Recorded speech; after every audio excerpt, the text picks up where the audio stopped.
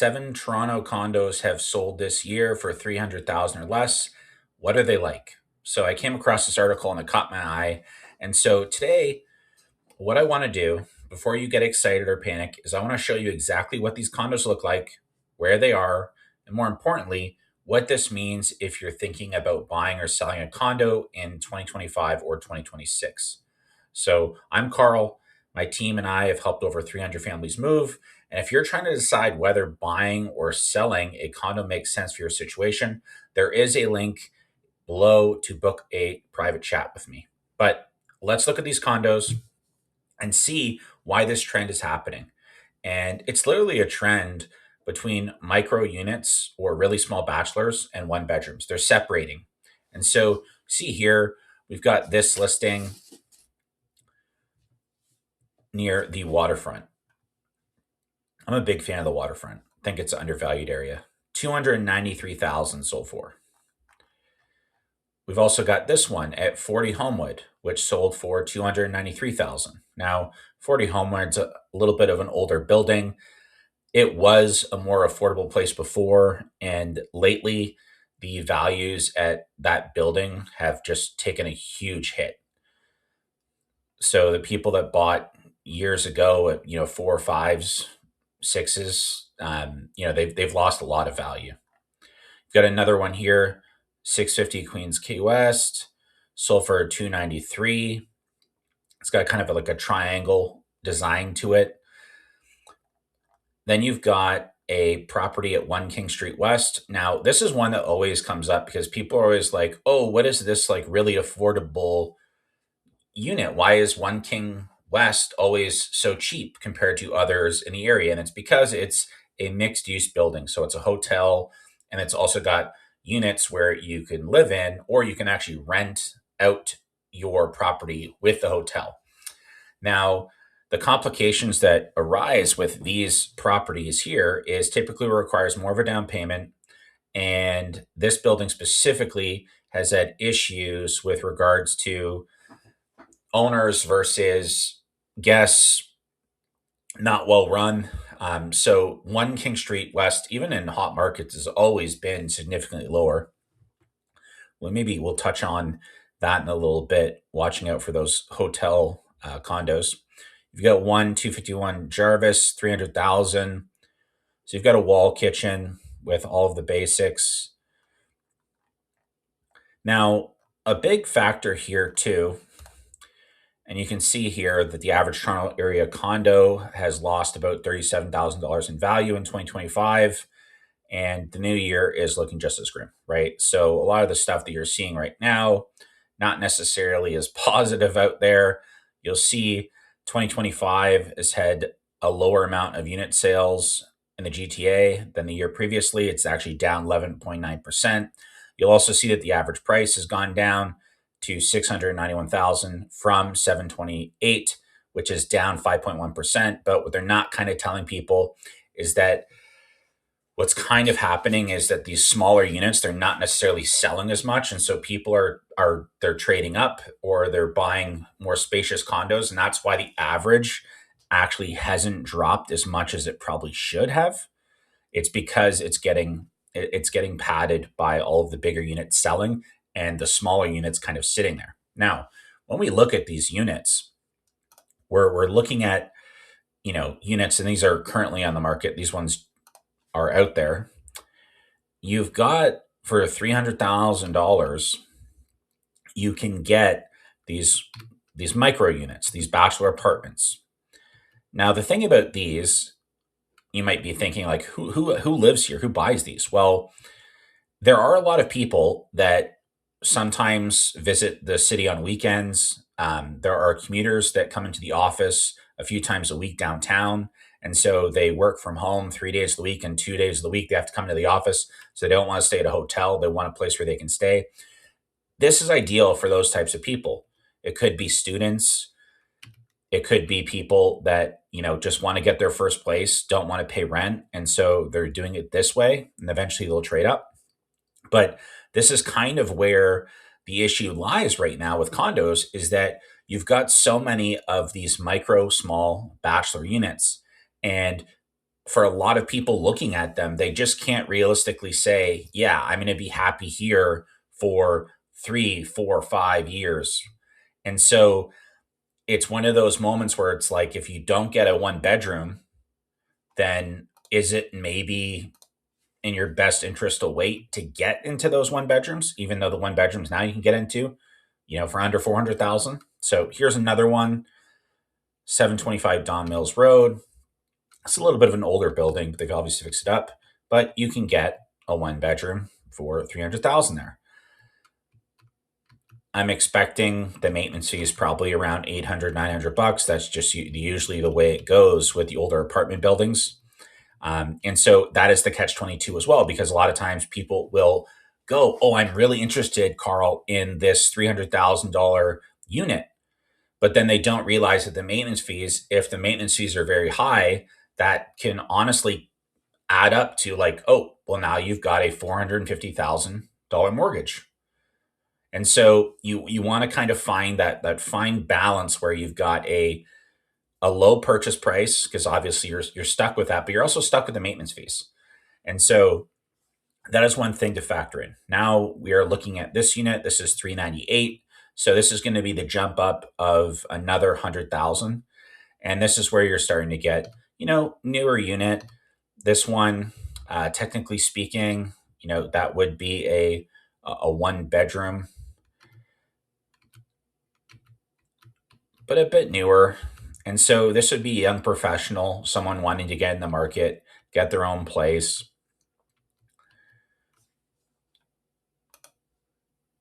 Now we're at 500,000. This is what you're looking at Western Battery, popular building. And so you're getting everything that you would need at this $500,000 price point right now. And you could potentially get this for lower. And so this is where the value is with condos right now. You can get great places, nice spacious ones where you can probably live there for a while and not get frustrated by the size. Here's another 500,000 condo at 501 Yonge Street.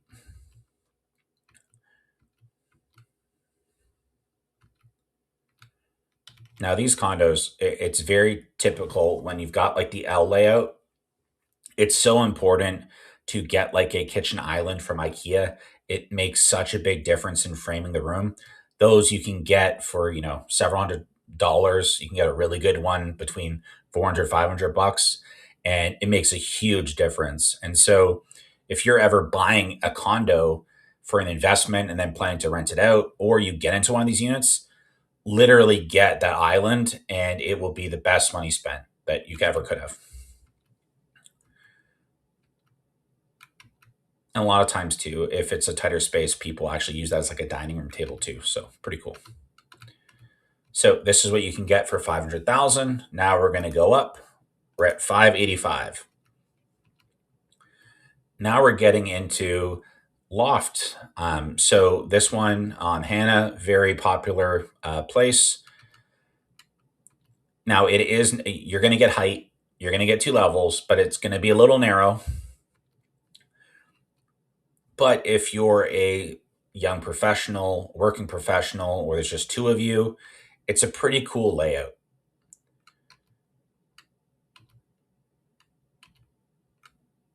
And you can look down. And so it's a pretty cool layout. You're also getting for 570. Wanted to show you guys some cool lofts. And so here we have this unit, 570. You've got the fireplace right there. Huge kitchen island.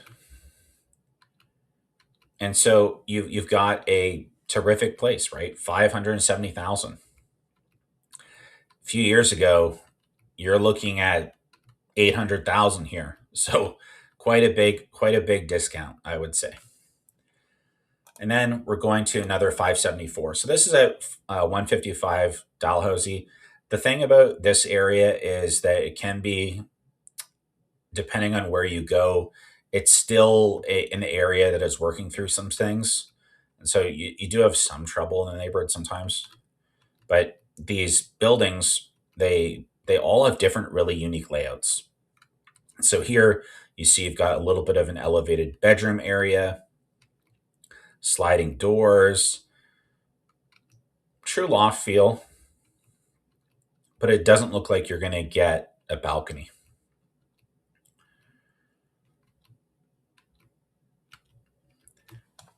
And then we have 25 Esplanade.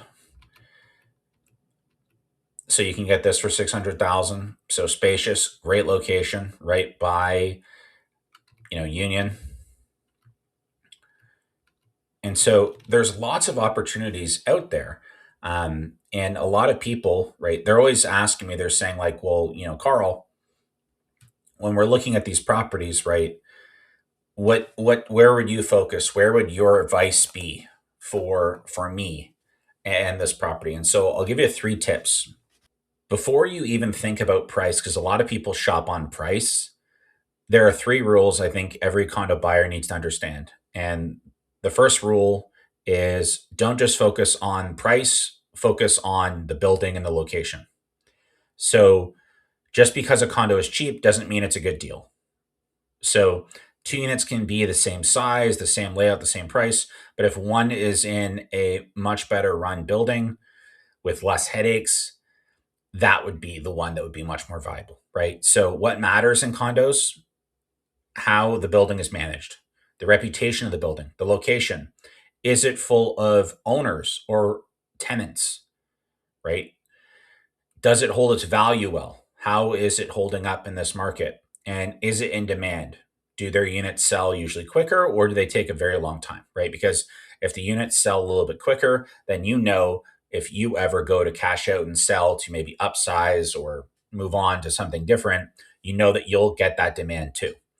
So I'd rather see someone pay a little bit more for a well run building or to get a little bit better of a layout that they're going to really enjoy instead of trying to save 10 or 20,000, which is a small amount on a mortgage payment, and then they regret it.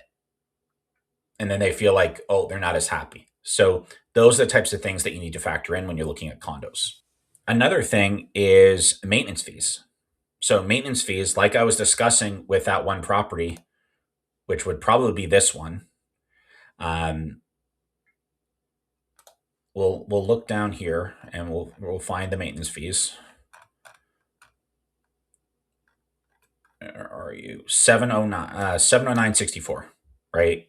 So with this, when you're thinking about maintenance fees, is you don't want to underestimate them because a lot of people focus on purchase price and mortgage payments, but maintenance fees are also forever too. And so they will impact your monthly affordability. They will impact the amount that the bank will lend you. And they will play a role in the price you're able to sell later on. And so you have to just make sure, like, what is included with these fees? Have the fees gone up every year and at what percentage? And then how is that financial reserve? Do they have issues coming up? Because some of these buildings that maybe 40, 50, 60 years old, they're coming up on, that moment where will there be a special assessment? Are there issues that have been delayed that need to now get addressed? And so you have to think about those things when you're looking at buildings. And then the last advice I'll give you would be usually the time in the unit is more of a factor of a decision whether you buy or not than timing the market. So many buyers right now, everyone's waiting for the perfect bottom. They're trying to time it, the perfect moment. But typically, real estate rewards time in the market. And so, what I would say is if you're buying a condo just for a year or two and then you're looking to do something different, I would probably advise you to just figure out a way where you can get a higher budget and then buy that property type that you're looking for. If you're a person that's going to be in a condo and your time horizon is like, okay, I'm going to be there for 5 years, Carl. Okay, then great, right? We can get 20% of your mortgage of the years done. You're likely going to be there for a long time. The market at that point it has going to be gone through its stuff, right? Because things are cyclical like that. And so If you're buying from oh, I'm going to be there for at least 5 years, then yeah, pick the right location, enter the market. It's much better than renting. But if you're vulnerable to price swings, if your lifestyle doesn't equate well to condos, then it might not make sense. And it might be worth a discussion of figuring out how to maybe get into a property type that you would be there longer. That would be my advice. I don't think you want to be making a move where someone's going to be there for 1 to 2 years. If you're looking 4, 5, 6, 7, 8, 9, 10, that is then okay if you're going to be in the condo for that long. That's why I always ask people when we're starting to look is say like, hey, realistically, how long do you see yourself being in this area or being in this property type? Some people love condos and they love being in a loft, and that's amazing. And then it's perfect for them. But if you're a person that's only going to want to be there for a year and then you want to trade up, I think we need to look at different alternatives. We have to figure out how we're going to go about that. Maybe you just move further out and get that property type that you want sooner and then just deal with the commute. That might be a smarter play, right? So something to consider about. But who is buying these small units, right? Who are the people that are buying these units like this? And it's typically a lot of people, like I said, that they are in the city for a couple days a week, or they're a student, or they're a professional that lives a very minimalist lifestyle. And so they don't have a lot of stuff, right? They don't maybe even cook a lot. And so they like to just have a place of their own. And so that is who buys these units. Those are the units that are selling under 300,000. And interestingly enough, there are actually several units. So they originally said, oh, in 2025, 7 units have sold under 300,000. I checked in the last month alone, 9 have actually sold. So we're getting to a point where it's like it's kind of activity is happening and the smaller units are starting to sell now. People could be looking at the rentals and saying, okay, this is not as bad of an investment. I'll try to do it. But if you are a condo seller, my words for you right now, if you are thinking of selling, the question really isn't will prices ever go back up and necessarily timing. It's more about does waiting actually improve your net outcome? If the market goes down, you are buying at the same discount. So timing wise, it's not that big of a deal if you're both buying and selling. But if you are selling or maybe you're trying to get out of your investment, then I would recommend to sell sooner than later. I think a lot of people are trying to sell in the spring, or they're taking their units off, giving a little break, and then they're going to put them back on the spring. I think right now that the people that go out during the winter months, usually they're pretty motivated. We're seeing some uptick in sales activity. You just have to price it right. And I do think that the interest rates right now, haven't really impacted much as they've lowered them and now they're holding them. And if anything, it looks like they might end up raising them in 2026. And so I think for buyer affordability with interest rates, we're kind of there. So I would say this is probably your moment to sell. If you're looking to get out of your condo, I would advise doing it sooner than later. And you can book a chat with me in the link in bio to discuss the options and how to go about doing that. But you have to price it. You have to price it appropriately. Your strategy has to be on point, and you can't test certain price points. You have a very limited time where people feel like, oh, I might have to get it for this price. I want to. But if the listing sits and it starts hitting multiple weeks, months, that is where all of a sudden your neighbors, it's a race to the bottom, unfortunately. And so you want to be right on the target with your pricing. You want to have a great strategy in play. You have to work with people that, do professional media and really know how to sell these units, because gone are the days where these units are easy to move. It requires a lot of effort. And so if you are looking to do something like that in 2026, feel free to send me a message and then go from there. As always, if you like these videos, like and subscribe. And thanks for watching.